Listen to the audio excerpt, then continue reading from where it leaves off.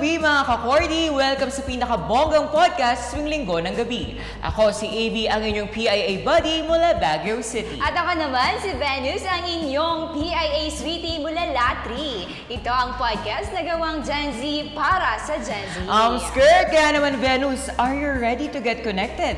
Partner, ready. Kaya naman, This is PIA Connects, the podcast. An exclusive podcast of Philippine Information Agency, Cordillera. Partner, kamusta ka naman? Grabe partner, kamusta ang weekend mo? Alam mo, kakapagod pero excited ako kasi episode 3 na tayo ng podcast. Totoo yan partner, grabe ang bilis, parang kailan lang episode 1, episode 2. Ngayon, kalahati na tayo partner. Episode 3 na tayo partner. Grabe, pero mabalik tayo sa kamustahan partner. Kamusta naman ang weekend mo? Partner, nang nag-cover kami kahapon sabi tayo, partner. Tayo kasama ako doon. Nandun ka pala. Nung nag-cover tayo, sakit ng pa ako. Ang sakit. Ba't sumakit? Kasi nga, from main gate ng BSU to last gate, nag-ano kami. Pero, nakakapagod, pero nakakasatisfy. Siyempre, madaming, Anong madami doon, partner? Madami kasing youth na nakikita na. Totoo yan, partner. At hindi lang youth, ang dami ring cultural products na binibenta. Like yung mga locally grown products ng Cordillera or I think sa Benguet. Mismo partner, pati yung mga crafts and bags, ang dami talagang pagpipilian doon and hindi ka mananawa tumingin-tingin kasi ang dami talaga. Nakaka-amaze nga kasi nakita ko yung ibang youth. Na-amaze sila na, ay, may gantong product pala dito na binibenta. Lalo na kami partners na galing pang Baguio. Sobrang sarap sa mata na makita yung ang daming mga produkto na gawa ng ating mga indigenous people. And as a youth, parang magandang sa feeling natin na, may ganito pala, na hindi natin alam. Tama yan, partner. Kaya naman today, kilala mo ba kung sino ang guest natin? Partner, guest ko, Pogi. Pogi na mabait. Tama yan, partner. And I guess galing din siya ng Benguet? Yes, partner. Nakita ko na siya before since pumunta akong Benguet Capital. And he's not so familiar noon sa akin, pero nung nakita ko siya sa Capital once, nakita ko siya. Wow, nakita mo siya, partner. Nag-hi ka ba nung nakita mo siya? Hindi, kasi nahiya ako. Ay, shy type si partner. O kaya naman, partner, ipakilala na natin ang guest natin for today. Partner! Alright, our guest for this episode is someone who embodies the spirit of creativity, cultural preservation, and youth empowerment. Our speaker is a driving force behind the Benguet Indigenous Youth Arts Guild or ang tinatawag nating BIAG. Tama ka dyan, partner. So, without further ado, please join our conversation. Let us all welcome Mr. Francis Luis Liquigan Jr. Alright! Kamusta, sir? Good morning po. Magandang morning po, Sir Francis. Good morning po sa inyo. Mga kaibigan mong bagong-bago. Bagong-bago. Na-meet kasi Sir Francis noon sa Benguet Capital nung nagko-cover kami ng news. Di ba po, Sir? Yes po. Tama yan, partner. Pero we are very lucky, sir, that we have you ngayon po dito sa aming studio and sana mag-enjoy po tayo for this episode. Si Sir pala ang Benguet, Sir? LYDC po? Local Youth. LYD. Local Youth Development Officer. Yes. Wow, sir. So, sir, ang question ko po, first question for you, sir. Ano po ba ang BIAG at ano po ang contribution nito sa community natin as of now? Okay. Yung BIAG na sinasabi natin or the Benguet Indigenous Youth Arts Guild is actually a brainchild of the butihing Gobernador, si Governor Melchor Diclas and of course our executive assistant or isang Dr. Ginaran. So sila po yung nagbigay ng idea and then eto na. It's in its third year in its implementation, yung BIAG Festival. And nagkaroon ng BIAG because naghahanap sila ng isa pang activity ng province of Benguet. So yun na po, BIAG Festival. Sir, sino po yung bumubuo ng BIAG? Ang dami. Meron po yung kasama natin sa SK Fed. Federation. Kasama natin sa Governor's Office. of course, and Sangguniang Panlalawigan Office. So, of course, headed by our Governor Diclas. Alam mo, partner, pag biyag, sa Ilocano kasi, ang biyag kasi yung Ilocano, no, sir? Parang sa English, life ang ibig sabihin. Kaya wow. na-amaze ako nung may activity na biyag. Sabi ko, biyag? Life naman ang ibig sabihin nun. Pero ano pala siya? Acronym ng Benguet Indigenous Youth Arts Guild. Ang Diba po, galing ng sir? pagkakabuo, sir, ng acronym po, no? Grabe, life, parang life of youth, arts and culture. Parang Yes ganun siya, po. partner. Tama. And sir, ano naman po yung aim ng biyag? Ito kasi, tinitingnan natin yung youth ng Benguet na para maging lahat po sila, they would participate sa mga activities. ng province of Benguet. And nakikita natin na ito po yung isang paraan na makapag-participate po yung mga kabataan ng Benguet. Yan po. Nice. Sir, Benguet lang po ba or humihila rin po kayo sometimes Baguio. from Baguio po? Yes, hindi lang po Benguet, we are also inviting also yung mga ibang lugar. For example, yung sa activity natin sa influencers, mga media influencers, pwede naman pong hindi po taga Benguet for as long as they are an influence in the life of the youth in Benguet. In Benguet. Yes. I see. Sir, nasabi mo po kanina na third year, ano po ngayon? Yes. So, parang 2021 po yung start ng biyag. I see, partner. And sir, kasi may mga viewers din and listeners po tayo from Baguio City. May ganitong klaseng organisasyon din po ba from Baguio? I think wala pa. Wala pa po. Wala pa po. So, parang sa Benguet sa pa lang Benguet, po. yes. I see. Pero may arts guild dito sa Baguio. Meron tayong Tamawan Arts Guild, yung mga ganun nata. Oh, that's very nice, sir. And sa mga programs, sir, na ginagawa niyo po, paano po niyo na-achieve yung mga achievements po na meron kayo as of now? Siyempre, meron tayong mga connections natin sa mga schools, sa mga NGOs, and then mga kasama natin sa mga arts enthusiasts din dyan. Particularly, lahat po ng arts, be it in,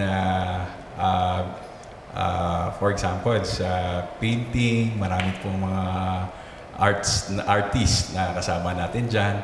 Events, actually ngayon, meron tayong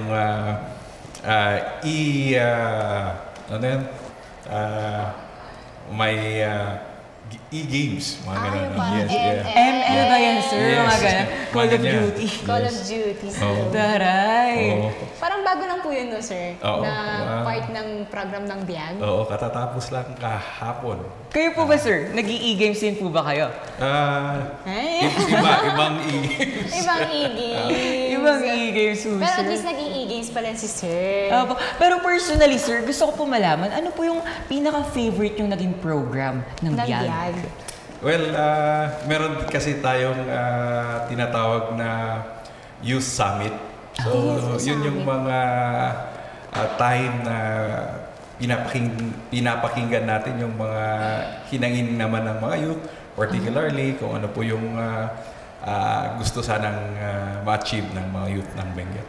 Yung Youth Summit po, sir, open for all Benguet youths or parang chosen lang po?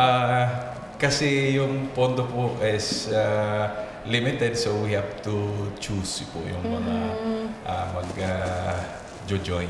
Parang per representative po ng per munisipyo, sir. Yan, pwede. Oh, and sir, galing po dun, ano po yung mga pinaka-request po ngayon ng ating mga kabataan po? Sa Youth Summit. Siyempre, andun pa rin yung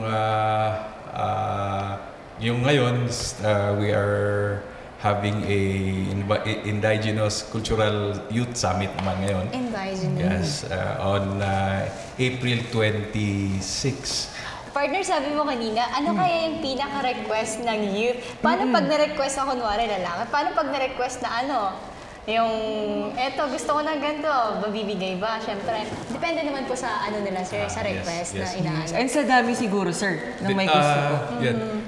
Actually, tinitingnan din naman ng grupo kung parang mas marami Achievable. yung mga magpa-participate or achievable. Ganun. Ay, Tama yung partner kasi dapat makuha din talaga natin yung tamang timpla para sa mga kabataan. Pero para sa mga viewers natin na youth, meron po palang ganito na program ang BIAG sa mga gustong sumali or kung gusto nyo man, i-follow nyo lang ang BIAG Facebook page kasi doon din po kayo nagpo-post ng maraming announcement. No? Yes. Sir. Tama yan, sir. And sir, galing po tayo sa achievements. Curious naman po ako, ano po yung mga naging hadlang or yung mga challenges na hinarap niyo po sa organization ng BIAG? Yung first na year, wala akong pondo actually ng BIAG. So, naghanap actually yung grupo kung saan tayo kukuha ng pondo and at least meron naman, very supportive naman si Governor. So, pinondohan. And, yun yung first. So, sa pondo. And then, second is the participants. Kasi ang hirap maghanap ng participants ngayon. Kasi school days at saka yung iba from different munisipyo. So, kailangan na lahat po sana ng mga participants ay kasali na hindi po magbe-beg off. So, yun yung first two na challenges ng BIAG actually. I see, sir. And aside from that, sir, nagkaroon po ba kayo ng major challenge talaga na hinarap po ng grupo nyo? Ngayon, tinitingnan natin yung kung may mga ibang activity na they coincide with the BIAG Festival. Yung parang magsasabay yes, po. nagsasabay. Kaya yun yung po yung mga ibang mga challenges natin. Sir, matanong ko lang po, bakit po pala sa month ng April yung sa ng BIAG? Hindi po ba pwedeng sa vacation ng youth? Para makasabay sa yung mga youth Yun nga. Yun nga. Sana, hopefully we'll try to see yung sa susunod na taon. Pero yung eto kasi, kung bakit April, because the group saw that ito yung World's Arts Week or month na April. it's part of celebrating the World's Arts Month. Yes. I see, sir. So, ang dami nga pong hinarap ng mga problema, sir. Paano po yung naging atake niyo, sir, para i-solve yun? Like, nagmi-meeting po ba kayo muna or personal assessment? Paano po, sir? Evaluation po. Lagi tayong nagmi-meeting. And then, may mga GC tayo. Ganito ang gawin natin. So, ganun. So, at least yung mga kasamahan natin, they are very open-minded na pwede lang yan, gawin na natin yan, mga ganun. So, at least pwede nating sabihin na achievable naman yung mga ginagawa natin. Partner sa ibang NGOs or yung mga non-government organizations, ang pinaka-main na problem nila, pondo. Pero sa BIAG, thankfully, meron silang pondo, kaya hindi na problema. Ang problema lang kanina na nasabi ni Sir, yung participants, and then kung may masasabay na program, and sabi nga ni Sir, may strategic naman sila, planning, and napaka-importante naman po talaga yun, Sir. And also, sana po Sir, merong freedom wall or ano bang tawag doon? Parang feedback from youth na kung kunwari may suggestion po sila na ganito sana yung like open, open forum. Pwede siguro yung open forum at saka pwede rin kayong magbigay ng mga comments or suggestions sa sa BIAG Facebook. Sa Facebook page. Na at least hindi naman po tayo close sa mga suggestions. Very nice yan, partner. True partner. Sir, ano naman po yung mga long-term visions ng BIAG?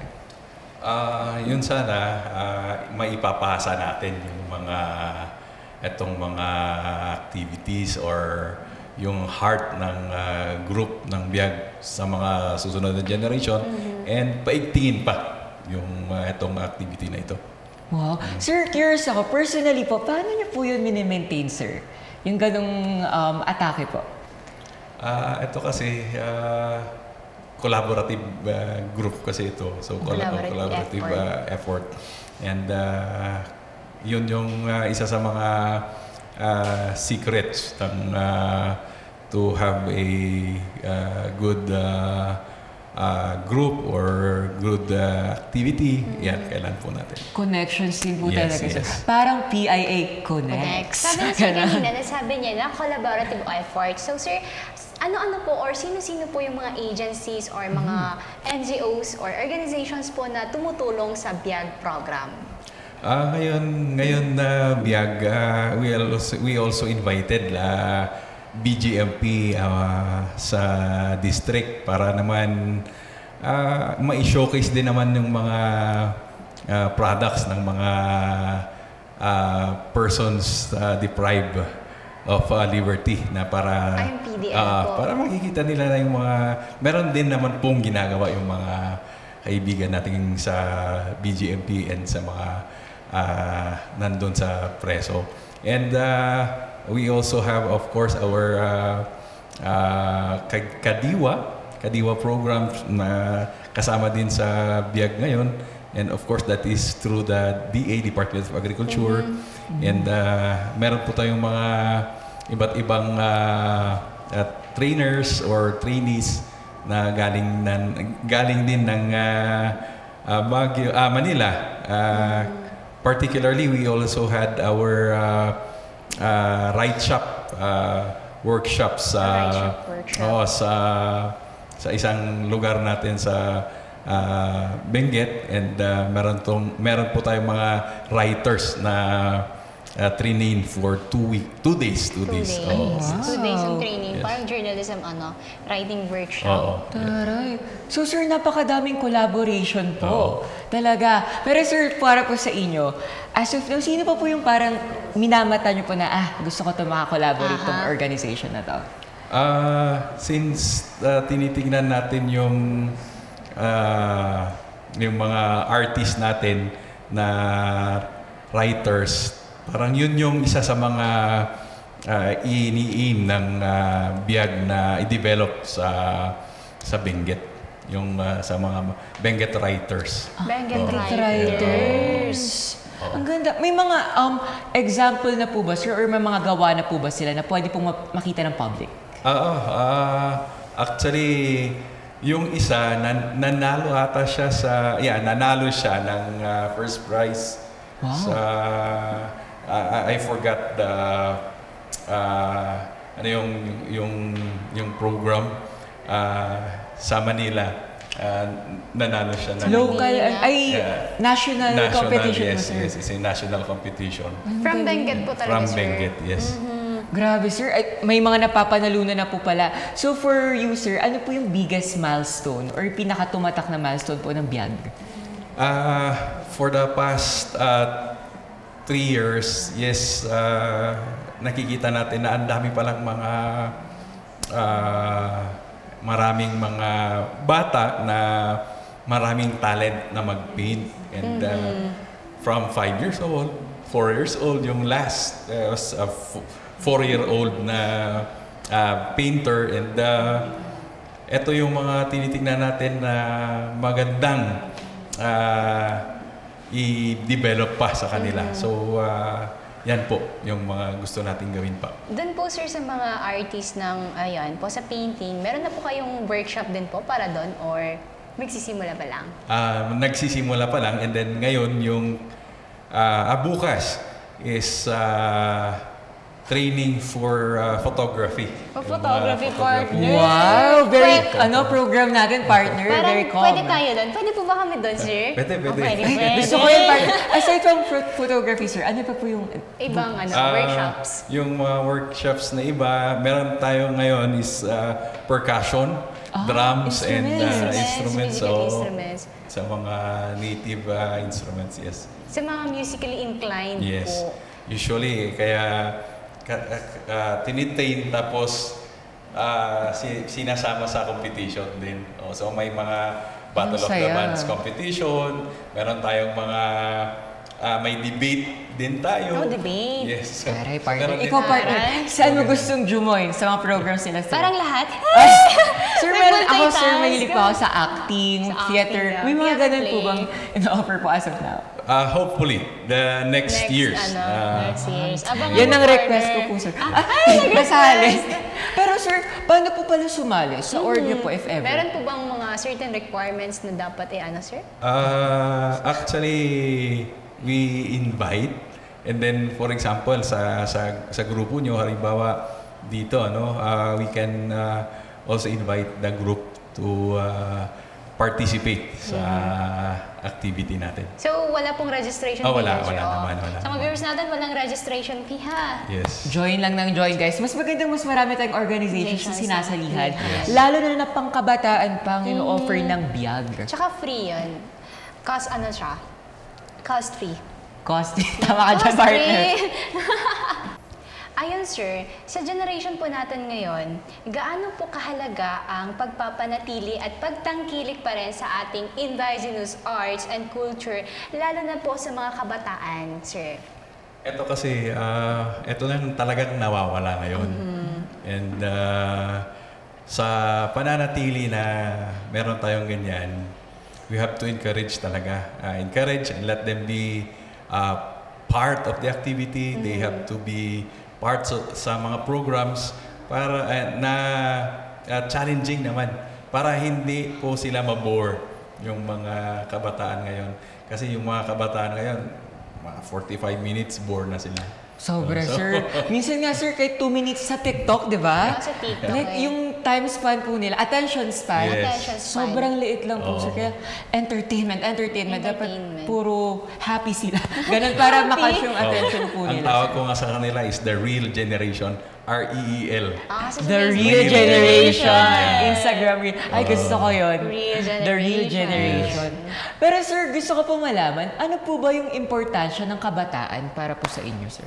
Yes, since simula pa, sabi nga ni Dr. Jose Rizal, na kabataan ang pag-asa ng bayan. And kung hindi natin i-train yung mga kabataan natin, sino po ang magiging susunod na leaders? Okay, it's better to train them. It's better to give them the opportunity na shine, mag-rise up, and later on, that would be our trophies in the coming years. Ganon. I see, sir. And sir, eto po personally, ano po kayong pinagkaiba for you po ng kabataan noon sa kabataan ngayon? Based on your experience po. Aside from the technology, yung kabataan talaga ngayon, we have to have patience sa kanila. Pasensya talaga, sir. Patience na Opo, sir. Kailangan natin patience kasi kung hindi natin bibigyan sila ng patience, wala talagang mangyayari sa medyo pasaway kasi tayo ng kaunti lang naman. And I think din, partner, very open na din kasi ngayon. Yes. So, kailangan iintindihin. Yes. Nang ganun talaga. Intindi lang talaga ng sobra, accept. Kumbaga, ganun. Tsaka kailangan natin i-cultivate natin sila para for greener pasture, for better future. Yeah, because they are the stars of the future. Ano yan? Kabataan ng bayan na lang. Yun na lang. Tagalog na lang natin. Pero sir, mabalik lang po tayo sa biyag. Meron po ba tayong upcoming events na kailangan abangan ng ating mga listeners yung mga and programs viewers? po natin. Yes, of course. Tomorrow we'll be having our photography training, and yung mga kasama natin na invite, take note, at least you bring your own cameras para sa photography training. And then ito po meron din tayong yung dance competition. Wow. Dance competition. Meron din tayong song competition, and then of course meron din tayong hike actually. Anong tawag doon? It's a challenge hike. Balikan sa Mount Pulag.